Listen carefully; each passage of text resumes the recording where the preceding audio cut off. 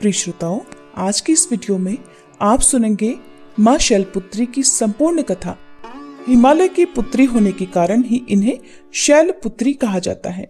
माँ शैलपुत्री का स्वरूप बहुत ही शांत और सरल है। माँ शैलपुत्री के एक हाथ में त्रिशूल और दूसरे हाथ में कमल का पुष्प शोभायमान है। नंदी बैल पर सवार माँ शैलपुत्री को वृषारूढ़ा और उमा के नाम से भी जाना जाता है। माँ शैलपुत्री के विषय में जानने से पहले उनके पुनर्जन्म की कथा सुनना अत्यंत आवश्यक है। दक्ष प्रजापति ब्रह्मा जी के मानस पुत्र थे और उनकी कई पुत्रियां थी। सभी पुत्रियां गुणवती थी, लेकिन दक्ष प्रजापति के मन में संतोष नहीं था। वे चाहते थे कि उनके घर में एक ऐसी पुत्री का जन्म हो जो सर्वगुण शक्ति संपन्न हो, सर्व विजयिनी हो। तब प्रजापति दक्ष एक ऐसी ही पुत्री के लिए कठिन तप करने लगे। तप करते करते बहुत दिन बीत गए। तब भगवती आद्या ने प्रकट होकर कहा, हे राजन, मैं तुम्हारे तप से प्रसन्न हूँ। मैं स्वयं पुत्री रूप में तुम्हारे यहाँ जन्म लूंगी। मेरा नाम उस समय सती होगा। मैं सती के रूप में जन्म लेकर अपनी लीलाओं का विस्तार करूंगी।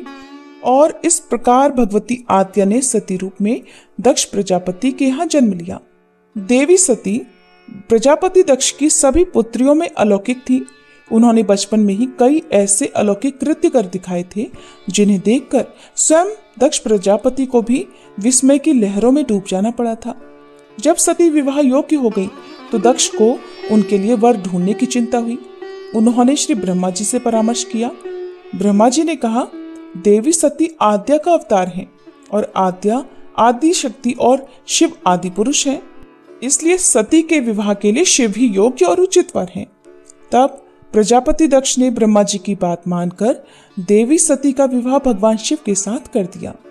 अब देवी सती कैलाश पर्वत में जाकर भगवान शिव के साथ रहने लगी।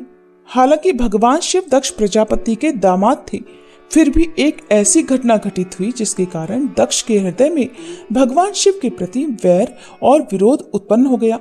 वह घटना कुछ इस प्रकार थी कि एक बार श्री ब्रह्मा जी ने धर्म के निरूपण के लिए एक विशाल सभा का आयोजन किया।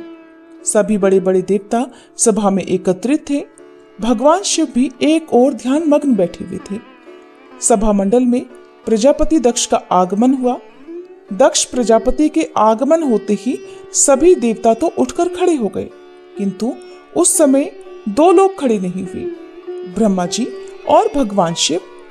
दक्ष प्रजापति ने ब्रह्मा जी के विषय में तो ये सोचा कि वे तो उनके पिता हैं, अगर वे खड़े नहीं हुए तो कोई बात नहीं, लेकिन शिव जी तो मेरे दामाद हैं, उन्हें तो मेरे सम्मान में उठकर खड़े होना चाहिए था। भगवान शिव तो ध्यान में मग्न थे। उन्होंने इस ओर ध्यान ही नहीं दिया कि सभा में कौन आया है, और न ही उन्होंने उठकर अपने ससुर को प्रणाम किया। तब दक्ष प्रजापति ने इसे अपना अपमान समझा। केवल इतना ही नहीं, उनके हृदय में भगवान शिव के प्रति ईर्ष्या की अग्नि जल उठी। अब वे उनसे बदला लेने के लिए उचित समय और अवसर की प्रतीक्षा करने लगे। भगवान शिव को तो किसी के मान और किसी के अपमान से भला क्या मतलब। वे तो सबको एक समान भाव से देखते हैं। उन्हें तो चारों ओर अमृत ही दिखाई पड़ता है। जहां अमृत होता है फिर वहां कड़वाहट और कसैलेपन का भला क्या काम।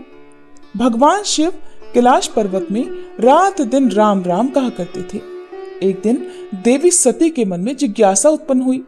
उन्होंने अवसर पाकर भगवान शिव से एक प्रश्न किया कि हे प्रभु, आप हर समय राम राम क्यों कहते रहते हैं? राम कौन है? तब भगवान शिव ने देवी को उत्तर दिया कि देवी, राम आदि पुरुष है, स्वयंभू है और मेरे आराध्य हैं, सगुण भी हैं और निर्गुण भी हैं।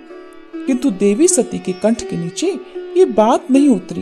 वे तो भगवान शिव को ही सर्वोपरि समझती थी।